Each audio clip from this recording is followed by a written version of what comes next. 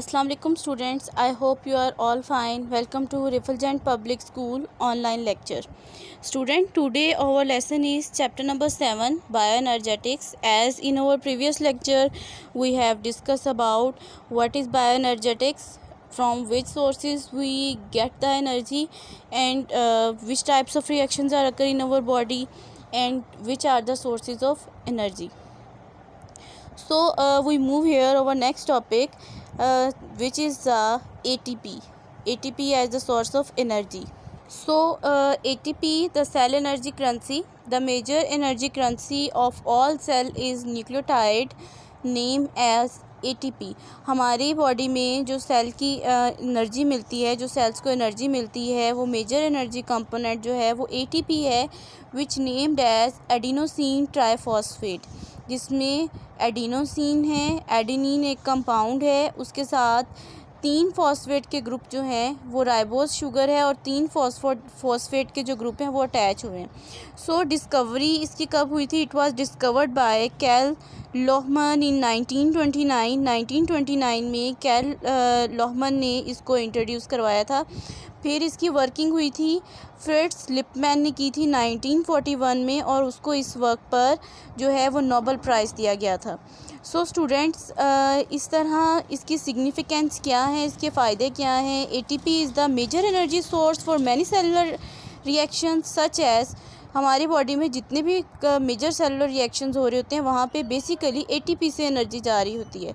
For example synthesis of macromolecules like DNA, RNA and proteins. For movement, हम जब move करते हैं, जब रन आउट कर रहे होते हैं तो हमारी बॉडी में एक्सीड ऑफ एनर्जी चाहिए होती है, बहुत ज़्यादा एनर्जी चाहिए होती है, वो एनर्जी भी हमें ATP से मिल रही होती है. ट्रांसमिशन ऑफ नर्व इम्पल्स, हमारी बॉडी में जितने भी थ्रू नर्वस सिस्टम मैसेजेस जा रहे होते हैं उसमें भी ATP यूज़ हो रही होती है. एक्टिव ट्रांसपोर्टेशन, सेल्स में जो ट्रांसपोर्टेशन हो रही होती है, endocytosis and exocytosis. So students, इन सब में हमें एनर्जी ATP से मिलती है. मॉलिक्यूलर स्ट्रक्चर की जब हम डिस्कशन करते हैं ATP की, the ability of ATP to store and release energy is due to its molecular structure, such as ATP molecule is consist of 3 subunit. जैसे मैंने आपको स्टार्ट में बताया कि इसका स्ट्रक्चर क्या है. एडेनिन अ डबल रिंग नाइट्रोजीनियस बेस है एडेनिन, जिसमें डबल रिंग स्ट्रक्चर पाया जा रहा है.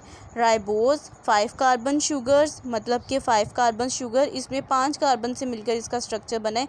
जैसे हम लोग ग्लूकोज की बात करते हैं C6, मतलब उसमें 6 कार्बन होते हैं, इसमें 5 कार्बन है.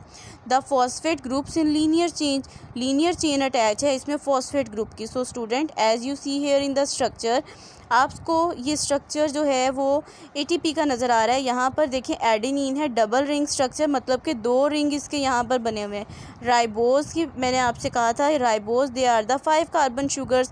यू सी हेयर कि इस स्ट्रक्चर में जो है आपके पास वो 5 कार्बन्स, 5 कॉर्नर्स हैं. It's mean to say that they have the 5 carbons, जबकि आप ग्लूकोज का जब स्ट्रक्चर देखते हैं उसमें 6 कार्बन्स होते हैं.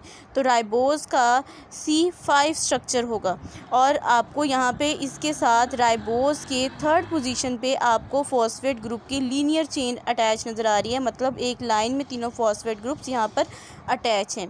So there is the tilt bond, 2 covalent bonds connecting 2 phosphate indicated by tilt bond. जिस तरह मैंने आपको कहा था कि फॉस्फेट ग्रुप जो हैं वो लीनियरली अटैच है, तो एक फॉस्फेट का दूसरे फॉस्फेट से जो अटैच वाला बॉन्ड है उसको हम लोग टिल्ट बॉन्ड का नेम देते हैं. And is highly energy bond, ये बहुत ज़्यादा एनर्जी वाला बॉन्ड है. When this bond break down energy is released. अब देखें, जब ये मॉलिक्यूल जो है फॉस्फेट का इवन मॉलिक्यूल जो है वो आपस में मॉलिक्यूल सेपरेट आउट होंगे, break down of phosphate molecule occur होगी तो भी एनर्जी मिलेगी, ठीक है. और ब्रेक डाउन ऑफ ATP with the breakage of tilt bond, and inorganic phosphate group is separated out and energy is released here, which is 7.3 kilocalvan, which is 7300 Kelvin per mole. अब आपको यहाँ पे केमिकल इक्वेशन नज़र आ रही है. इन द केमिकल इक्वेशन, इस chemical equation में आप लोग देखें ATP है, adenosine triphosphate ATP, which it contain the triple bond. जब वाटर के साथ रिएक्शन करेंगे तो ADP बन जाएगा, एडिनोसिन डाइफॉस्फेट. 2 फॉस्फेट यहाँ पे अटैच होंगे, एक फॉस्फेट सेपरेट आउट हो जाएगा और एनर्जी रिलीज होगी. So break down of ADP। अब देखें, आपको मैंने बताया कि ATP का एक जो है फॉस्फेट ग्रुप वो सेपरेट आउट हो जाएगा तो वो ADP में कन्वर्ट हो जाएगा, adenosine diphosphate, di mean 2, mean 2 phosphate group यहाँ पे अटैच होंगे। In some cases ATP is further break down into ADP and energy is released. ये जो ADP है, एडिनोसिन डाइफॉस्फेट, जब 2 फॉस्फेट के ग्रुप सिर्फ रह गए हैं वो भी ब्रेक डाउन हो जाएंगे और AMP में चेंज हो जाएंगे, ठीक है।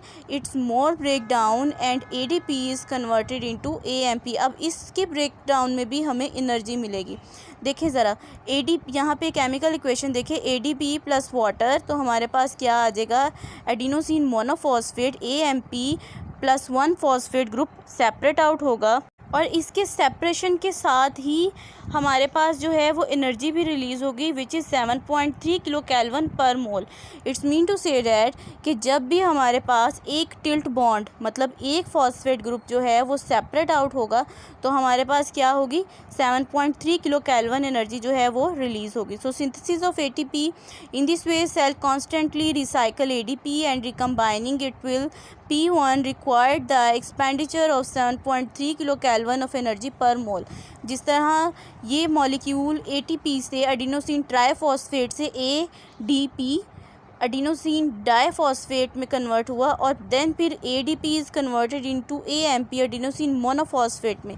तो हर फॉस्फेट ग्रुप के ब्रेक डाउन पे, हर टिल्ट बॉन्ड के ब्रेक डाउन पे हमें 7.3 किलो कैल्विन एनर्जी मिली है, ठीक है। तो इसी तरह क्या होगा, जब ये दोबारा से कंबाइन होंगे तो 7.3 किलो कैल्विन एनर्जी जो है वो एब्जॉर्ब होगी। This energy is obtain for the oxidation of food stuff.